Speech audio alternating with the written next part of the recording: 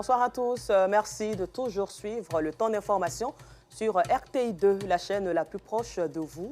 À la une de l'actualité, dans le secteur du transport, le ministère de tutelle prend ses responsabilités.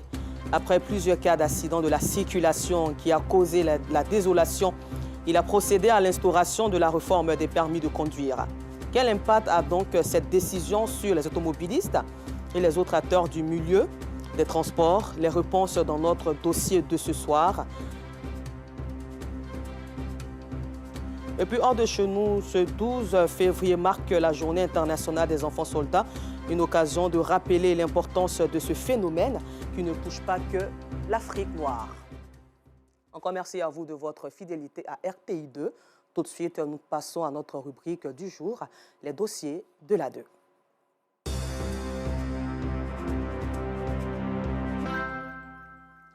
La Côte d'Ivoire a connu une hausse du nombre d'accidents de la circulation. Selon le Conseil national de sécurité, la moyenne journalière est passée de 12 cas d'accidents en 2012 à 46 cas d'accidents en 2022. À cet effet, donc, en vue de réduire les accidents de la route et à cernir surtout le milieu du transport en Côte d'Ivoire, le ministère des Transports a mis en place une réforme. Cette réforme comprend plusieurs piliers dont l'obtention du permis de conduire. Depuis cette réforme en 2021, les candidats à l'examen du Code de la route et à l'examen pratique sont évalués dans la rigueur par les inspecteurs gendarmes, ce qui a révolutionné l'obtention de ce diplôme. Cette réforme a-t-elle fait baisser la courbe des accidents? Comment se fait désormais la formation dans les auto-écoles et quel bilan un an après la réforme? Les réponses dans les dossiers de l'A2 signé Georgette Ido Fofana. C'est ici, à la Toussère, dans la commune du Plateau, que les candidats au permis de conduire se retrouvent pour l'examen du code. Parmi ces candidats, Jean. Dans la file d'attente, il attend son tour. Mais il se dit stressé par la présence des inspecteurs gendarmes. D'abord, les corps habillés, ils sont là pour assurer notre sécurité. Ils doivent contribuer à nous mettre toujours dans le bain de la sécurité. C'est pas eux qui doivent nous stresser. Quelques minutes après, il est reçu par l'un des inspecteurs. Après vérification des pièces afférentes à cet examen, Jean est soumis à des questions sur le code de la route, la signalisation routière et les règles de priorité. Arrêt et stationnement interdit. Arrêt et stationnement interdit. Arrêt et stationnement interdit. Vous ne voyez pas? Si, je vois. Arrêt et stationnement interdit. 3 véhicules en un kilomètre. Oui. Manifeste la volonté de tourner à gauche. Oui. Lequel est-il bien placé pour tourner à gauche? Celui-là. Non. Merci.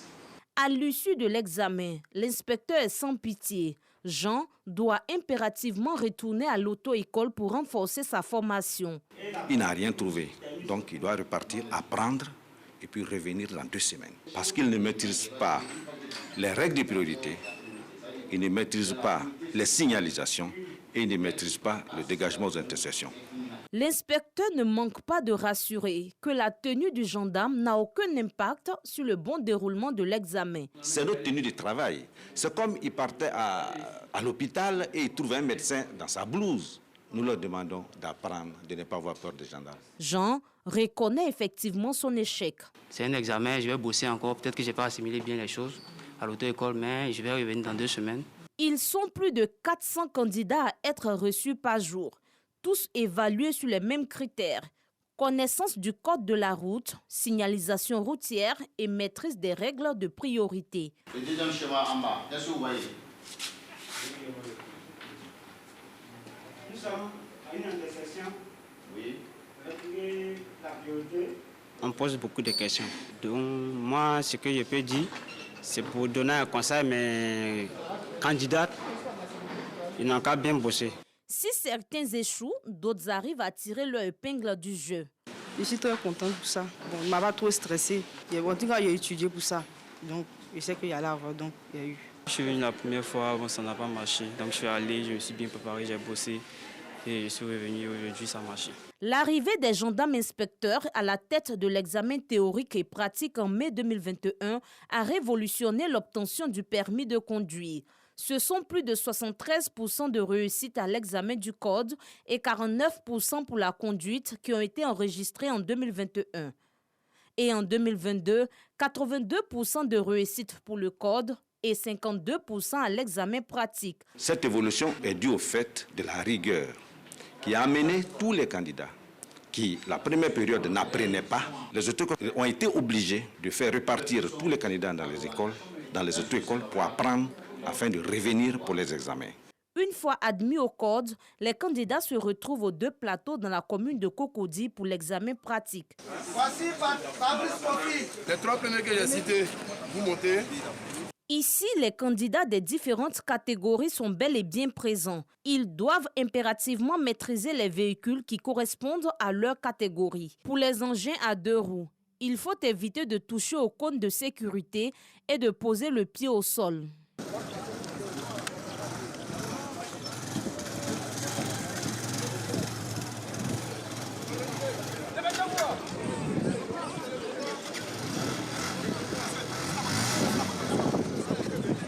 Pour les véhicules à 4 roues, il faut pouvoir démarrer sans arrêter brusquement le moteur.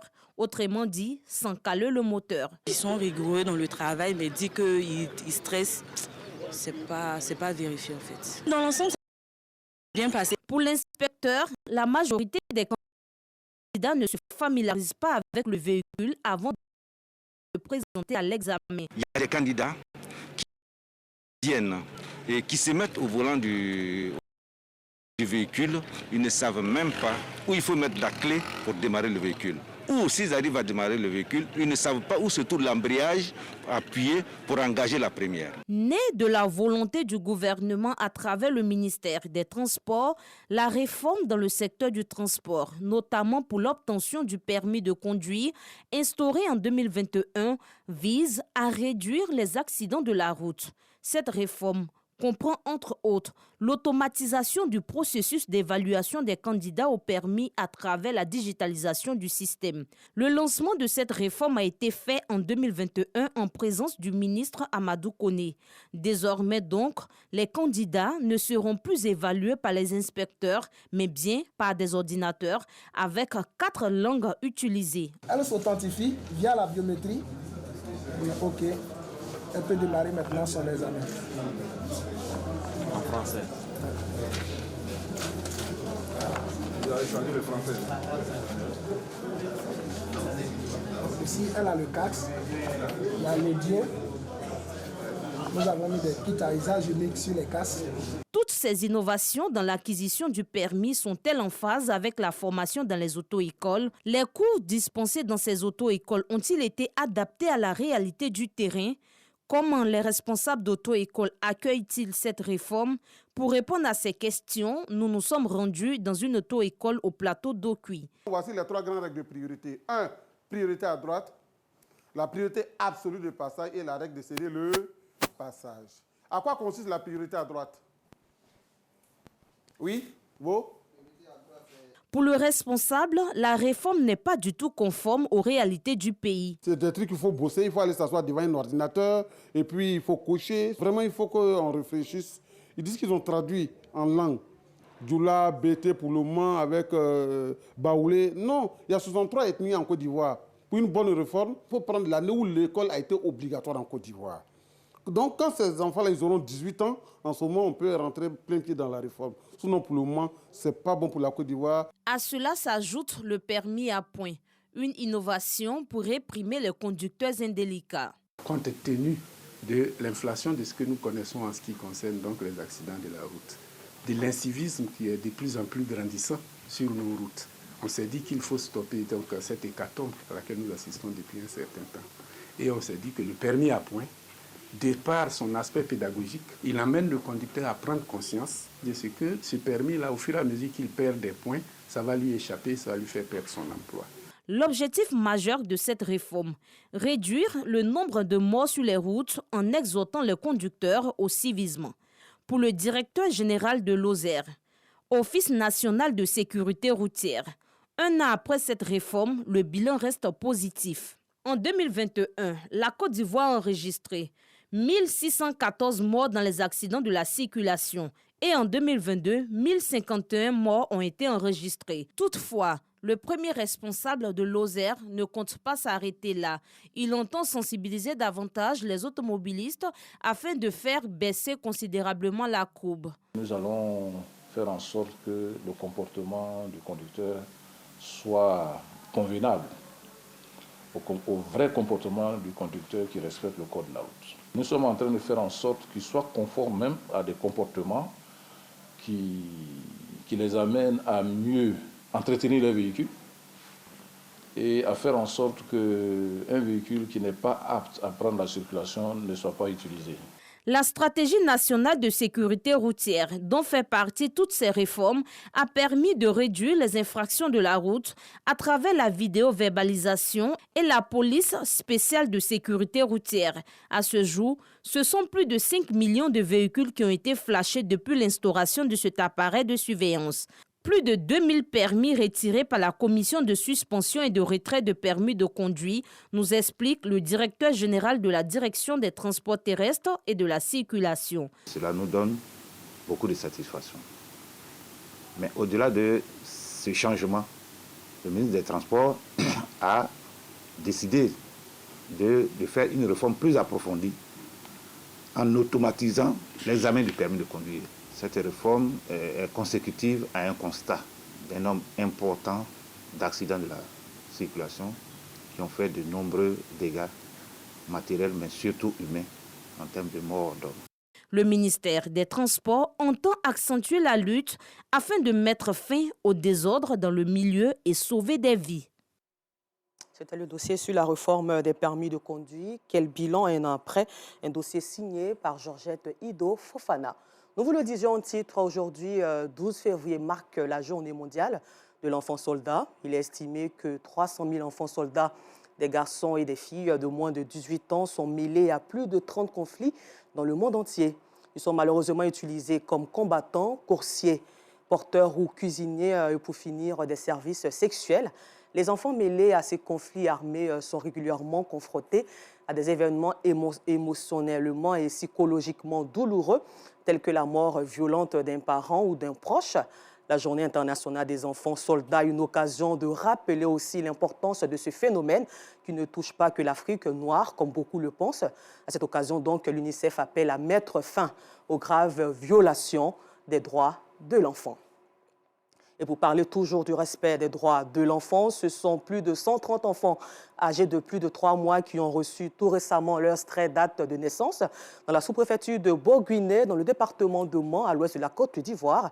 Cette action est à mettre à l'actif de l'ONG Licolé et de Mohamed Kanté, chef du département musique à RTI 3, filiale du groupe RTI. Le commentaire est signé Maïssa Kogueï. Plusieurs enfants dans nos contrées demeurent sans papier jusqu'à l'âge adulte. Pour lutter contre ce phénomène, l'ONG Licolé, avec l'appui de la Fondation Oziwa et du chef du département musique à RTI 3, Mohamed Kanté, a permis à 134 enfants non déclarés de recevoir le week-end dernier des extraits d'actes de naissance. Martin Tiemokobi, coordonnateur de projet à Licolé, donne plus de précisions sur ce projet. Un extrait d'acte de naissance est le départ de tout dans la vie d'un être humain. Et c'est pourquoi, ayant constaté qu'il y a une défaillance à ce niveau dans notre région, il faut faire des plaidoyers passer par là pour qu'il y ait une solution afin que ces enfants ne tombent pas dans un chaos concernant leur éducation, leur vie même, leur vie future. Le donateur Mohamed Kanté salue les efforts de l'ONG et invite les uns et les autres à lui emboîter le pas. J'ai trouvé que c'était vraiment philanthrope et utile. Et je me suis dit qu'il faut absolument que je rentre en contact avec l'ONG pour faire un geste afin que ça serve d'exemple aux autres. Voilà, pour que la population, certains habitants de la Côte d'Ivoire ou dans les villages reculés ne restent pas sans papier, sans extrait de naissance, parce que c'est la base de tout autre document administratif. Écœuré de voir des personnes vieillir sans être déclarées, le sous-préfet de Boguiné invite la population à mettre fin à de telles attitudes. Ce sont des enfants et des parents visiblement heureux qui ont reçu leurs papiers, faisant d'eux des personnes qui existent légalement. Et puis toujours avec Maïssa Kogueï, nous allons rester à l'ouest de la Côte d'Ivoire où pour le bien-être des élèves, 40 écoles de la ville de Mans ont été mobilisées durant des mois autour de l'approche 3 écoles. et des changements de comportement observables chez les apprenants, notamment le lavage régulier des mains, une réduction notable des abandons de cours liés aux menstrues, une initiative de l'ONG ACED, Assistance, Secours et Développement.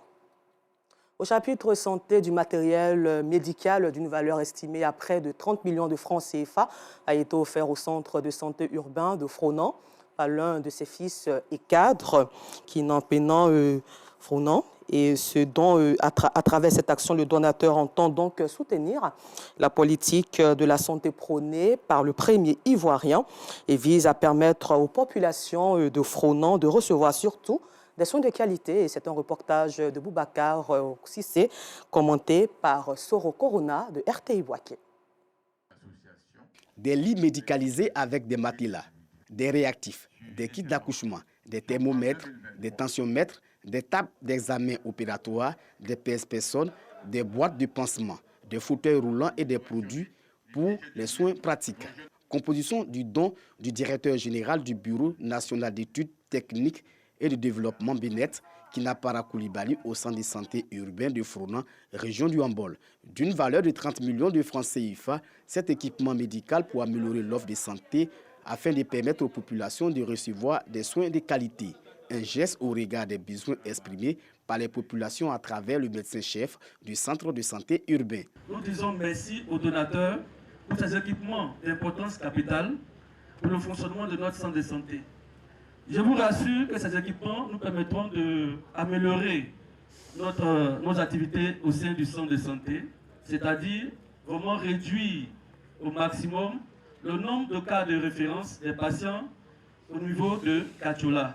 À travers cette action, le directeur général du Bénet soutient la politique de la santé prônée par le président de la République, Alassane Ouattara. Je tiens tout d'abord à remercier son Excellence, Monsieur le Président de la République, Alassane Ouattara, pour la vision qu'il a pour notre pays, la Côte d'Ivoire. Vous savez, l'accès à la santé et à des soins médicaux de qualité est un droit fondamental. C'est le lieu également de vous encourager à fréquenter le centre de santé.